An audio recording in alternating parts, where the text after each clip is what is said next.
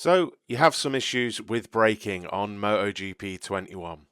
In this video, we're going to look at the problem, what causes it, and the things that you can do to help with the issue. I want to keep it as bite-sized as possible, but also semi-educational, so that when you're on track, you remember and can take steps to help yourself out.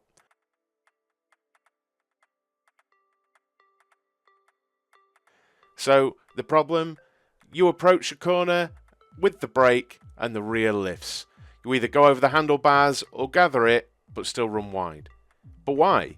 You're using the same braking point as you did in MotoGP 20, and that was fine.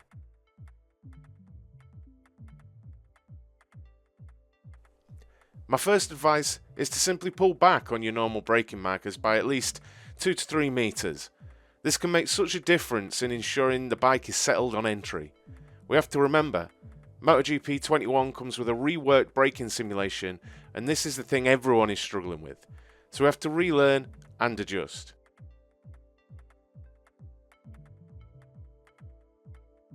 My second piece of advice is to simply be more controlled on your front brake. While we're aggressive on the front brake, if you're having an issue on a particular corner, bring that brake marker back a few meters and apply the brake with more control. It's all muscle memory and it will help over time regardless. Beyond this, we need to look at setup, but first, a little bit of theory.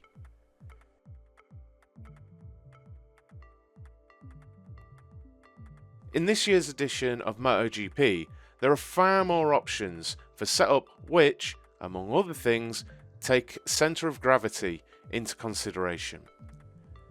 The centre of gravity, or COG, is the point at which all of the weight of the bike and the rider are concentrated. Getting this correct will always be a balance and differ from bike to bike and track to track. Added to this, we have no way to tell where the COG is, apart from our feel as the rider and how the bike reacts visually. A good example of the COG being manipulated are the whole shot devices being used across the grid. The Ducati lowers the rear suspension, which also lowers the bike's COG. This has the effect of lessening the bike's tendency to wheelie and increases acceleration performance at race starts. When under braking, the rear lifts, it pivots around the front wheel axle as the front loads up.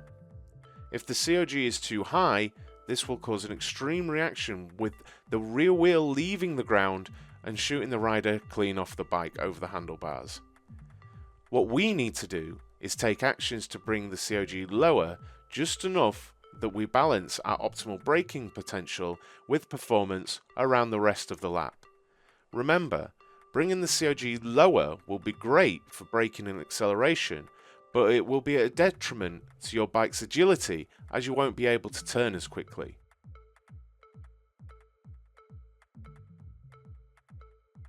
In the setup, initially we want to look at the front swing arm extension setting. I feel like this is an incorrect naming. I've always known shock absorbers to have compression and rebound, so think of extension as rebound. Compression is the front of the bike going down, and rebound is the front of the bike coming up. In the extension tooltip at the bottom, it lets you know that increasing this setting will slow down load transfers, making the bike more stable, helping with stoppies. Decreasing this value will give you more mechanical grip. So if you have problems over bumps or in the mid-corner phase, you need to lower this setting. This is where the balance comes in. A change you make for braking into turn 1 may well make you suffer mid-corner on another corner around the circuit. We just need to find that optimal setup. So if you have problems stopping and the rear lifting, consider a higher value in the front swing arm extension. We can also have a look at preload. Adding to the preload will raise the COG, making the bike more responsive but less stable. Decreasing the preload lowers the COG, making it more stable but less responsive. Consider lowering the preload. Remember, simply putting maximum and minimum values in these settings will affect other areas of the setup. While you may now be able to brake like a champ, you may be much slower around the corners. We need to balance these settings with all the others.